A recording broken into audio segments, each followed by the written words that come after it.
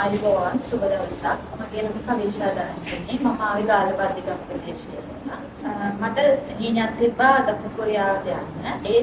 මම 2023 ඉඳන් දකුණු කොරියාවට යන්න උත්සාහ කරා. නමුත් ඒක අතරමඟ නැතිලා අන්තිමට 2025 රුමේනියා යන්න බලාගෙන තමයි T20 ලංකා ආයතනයට ආවේ. නමුත් මගේ සුදුසුකම් බලලා මේ ආයතනයේ චතුරි මිස් මට කිව්වා ඔයා අද බුද්ධික සර් ඉන්න ආයතනයේ නිසා ඉන්ටර්විව් එකට සහභාගී වෙලා බුද්ධික සර්ට කතා කරලා බලන්න දකුණු කොරියාවට යන්න අවස්ථාව සලසගන්න කියලා.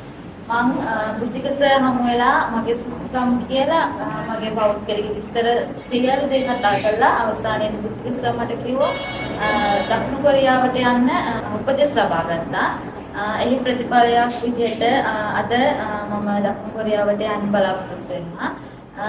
අපිට මුලින්දන් හරි ආකාරව නිසි උපදෙස් ලබා දීලා අපේ ડોකියුමන්ට් හදන්න උපදෙස් ලබා දීලා අපි ડોකියුමන්ට් හදාගෙන අවසානයේදී වීසා ප්‍රොසෙස් එකේදී එම්බසියට ડોකියුමන්ට් බාර දීලා අපේ වීසා එක සක්සස් කරගත්තා.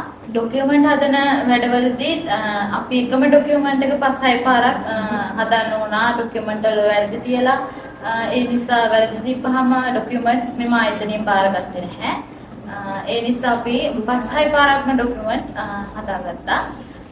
ඒ ડોකියුමන්ට් නිසි ආකාරව හදාගෙන ආයතනයේ ලැබිච්ච උපදෙස් මත කටයුතු කරපු හින්දා අවසානයේදී මගේ වීසා එක සාර්ථකව මට ලබා ගන්න පුළුවන් වුණා. ඒ වගේම අද මට ගොඩක් සතුටු දවසක්. අද මම මගේ හීනේ හැබෑ කරගෙන දකුණු කොරියාවට යන්න බලාපොරොත්තු වෙනවා.